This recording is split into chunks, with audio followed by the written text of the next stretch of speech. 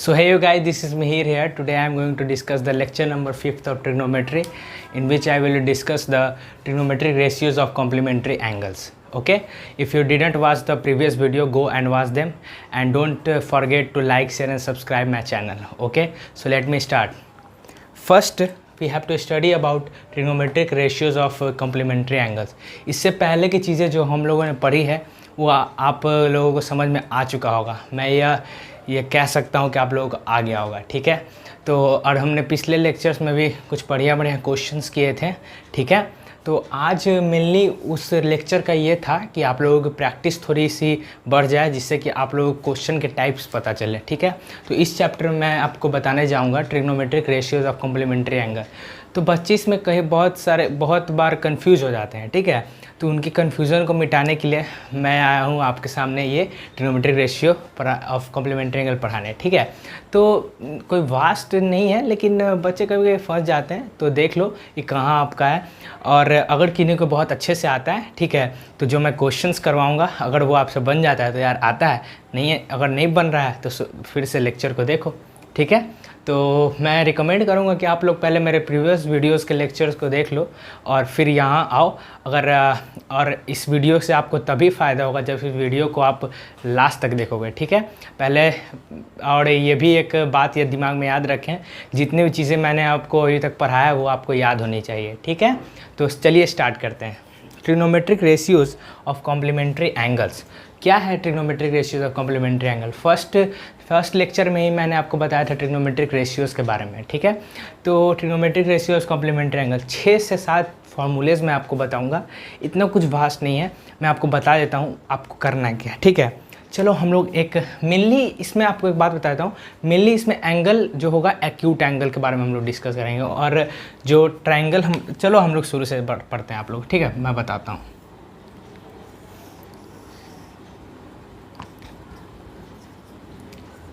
कोई right angle triangle है जिसमें कि 90 डिग्री कौन सा है, ये है। ठीक है, और ये एंगल हम लोगों ने ले लिया है थीटा। तो आप लोग बताओ बच्चों कि ये कौन सा, ये क्या होगा 90 माइनस थीटा। क्या हो जाएगा 90 माइनस थीटा। तो यहाँ से हम लोगों ने फर्स्ट लेक्चर में ये बातें डिस्कस की थी, sine theta, cos theta and tan theta, cot theta, ये सब कैसे निकालते हैं। तो यहाँ से और मेनली हम 3 का देखेंगे, sine theta, cos theta, tan theta का। ठीक है, और देखते हैं यहाँ से sine theta is equal to क्या होगा। देखो तो ज़रा क्या हो रहा है, sine theta is equal to BC upon AC हो रहा है ना। देखो BC अपॉन AC हो गया। चलो और हम लोग देखते हैं cos theta is equal to क्या हो रहा है।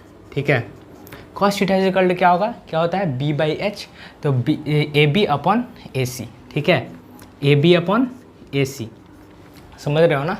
ठीक है, तो अब यहाँ से देखते हैं tan theta is equal to क्या होगा।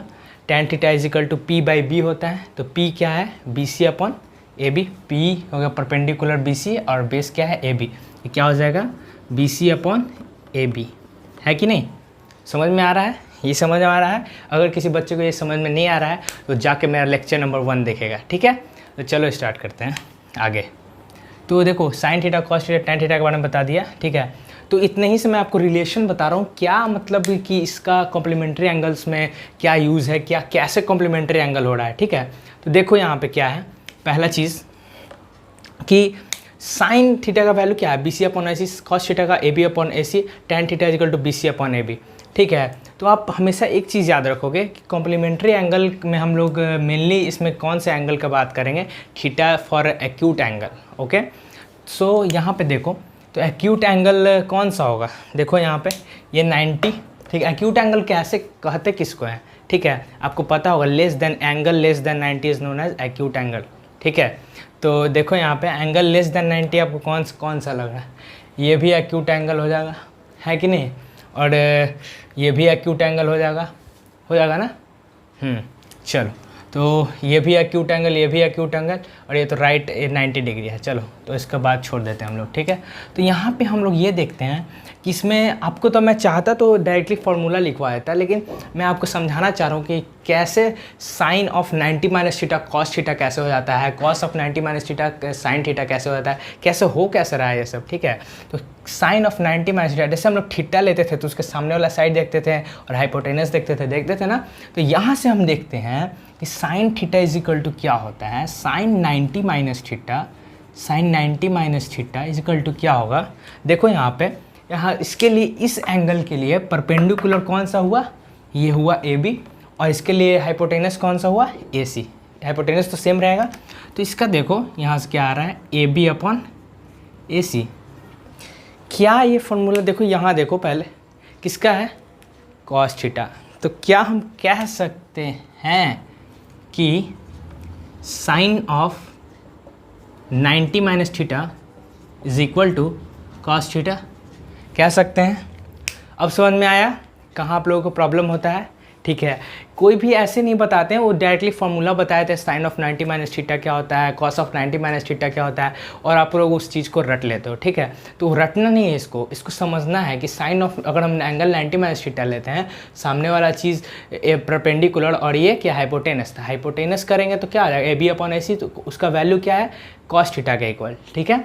तो sine of 90 minus theta cos theta. अगर इसी से नेक्स्ट चीज़ डिराइव करते हैं, तो अगर यहाँ से देखो, अगर हम लोग कॉस करते हैं, कॉस ऑफ 90 माइनस थीटा, तो cos of 90 minus theta, cos of 90 minus theta करने का मतलब क्या, ये बेस अपॉन हाइपोटेनस, तो क्या हो जाएगा इसके लिए बेस बी सी, और हाइपोटेनस क्या ए सी, तो क्या हो जाएगा बी सी अपॉन ए सी होगा ना। तो बी सी अपॉन ए सी का वैल्यू देखो यहाँ पे किसका है, साइन थीटा। तो इसका वैल्यू क्या हो गया, साइन थीटा। तो इसको हम लोग लिख सकते हैं ना, sine theta, sorry, cos of 90 minus theta is equal to sine theta, लिख सकते हैं ना, लिख सकते हैं ना, ठीक है। तो ऐसे ही एक और चीज़ अगर आप देख रहे होगे, ठीक है, तो हम लोग यहाँ पे कॉट का भी लिख लेते हैं, ठीक है, जिससे कि cot theta is equal to क्या हो जाएगा, A B upon B C, ठीक है ना, बी अपॉन पी, ठीक है। तो cot theta is equal to क्या होगा, ए बी अपॉन परपेंडिकुलर क्या, बी सी, ठीक है, A B upon B C. तो यहाँ पे इस दोनों में देखो क्या रिलेशन है।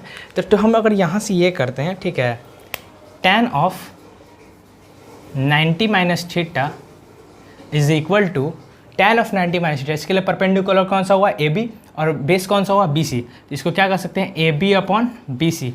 इसका वैल्यू यहाँ से देखो यार, वैल्यू देखो यहाँ से किसके इक्वल है, कॉट थीटा के इक्वल। तो यहाँ से हम लोग को मेनली अपने रिलेशंस मिल गए, जो आप लोग रट लेते हो या बहुत लोग बताते नहीं हैं, ठीक है। तो यही था इसका मुझे बताने का एक, मैं क्यों बताना चाह रहा था। आप लोग को सिंपली मैं फार्मूला भी लिखवा सकता था मैं, लेकिन इसको बताना ज़रूरी था क्योंकि आप समझ नहीं रहे थे कि sine 90 minus theta equal to cos theta कैसे हो रहा था, और cos 90 minus theta equal to sine theta कैसे हो रहा था, और tan 90 minus theta equal to cot theta, और cos 90 minus theta equal to sine theta, ये सब हो कैसे रहा था। तो अब समझ में आ गया होगा, आई होप कि आप लोगों को समझ में आ गया होगा। तो इसको कॉपी करो, मैं एक बार फिर से इसको लिखवा देता हूँ, ठीक है, जल्दी से कॉपी करो। आप मैंने इसको मिटा दिया था, ठीक है। तो आई होप आप लोगों ने कॉपी कर लिया होगा, ठीक है। तो ये कुछ फार्मूलेज हैं तो जिसके मैंने आपको डेरिवेशंस बता दिए कैसे ये हुआ है, ठीक है। तो परेशान होने की कोई ज़रूरत नहीं है, ठीक है। तो ये आप लोग नोट कर लें और इस पर एक दो सवाल कर लेते हैं और फिर हम लोग बढ़ते हैं और नेक्स्ट टॉपिक पे, ठीक है। तो पहले इस पर कुछ बढ़िया सवाल, इस पर मेनली बोर्ड्स में क्वेश्चन आती है, ठीक है, और 2-3 नंबर के क्वेश्चंस आते हैं इससे, जिसे हम लोग चुटकियों में सॉल्व करेंगे और इस पर मास्टरी हासिल करेंगे, ठीक है। चलो, so the first question written on the black board is tan 65 degree upon cot 45 degree is equal to what. चलो बनाओ इसको। मैं रिकमेंड करूँगा कि आप लोग इसको पॉज करके पहले ट्राई करो, ठीक है। पॉज करो फिर इसको ट्राई करो जल्दी से। मैं 3 गिनता हूँ, 1 2 3। पॉज कर लिया, ट्राई कर लिया, चलो मैं बनाता हूँ इससे, ठीक है, ठीक है। तो पहले चीज़ें, tan of 90 minus theta is equal to cot theta and cot of 90 minus theta is equal to tan theta.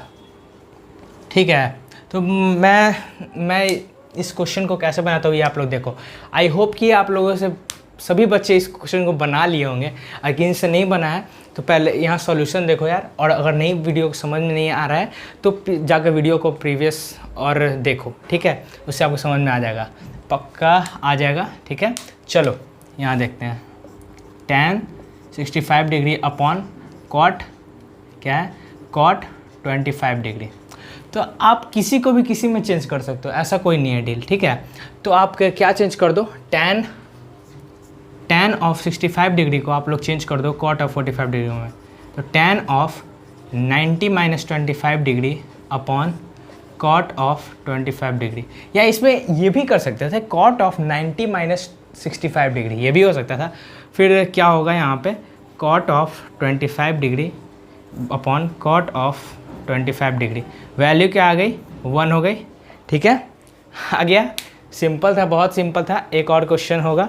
और कई बच्चे ने कहा है कि भैया आप प्लीज़ एनसीईआरटी के एक्सरसाइज को यूट्यूब पे डाल दो, आप जितना भी हो सके आप क्वेश्चंस प्रैक्टिस करवा दो। तो उसके लिए मैं सोच रहा हूँ कि एक्सरसाइज का एक एक क्वेश्चन मैं डील कर दूँगा, उसके लिए नेक्स्ट लेक्चर प्रोबेबली आएगा। ठीक है, तो आप परेशान ना हो। ठीक है, तो कॉपी करें और एक दो क्वेश्चन और प्रैक्टिस करते हैं। ठीक है, चलो। So the next question is, pause करोगे, इसको ट्राई करोगे। ठीक है, तो क्वेश्चन क्या है, find theta if sine of theta plus 36 degree is equal to cos theta where theta plus 36 degree is an acute angle. Pause करो, इसको ट्राई करो।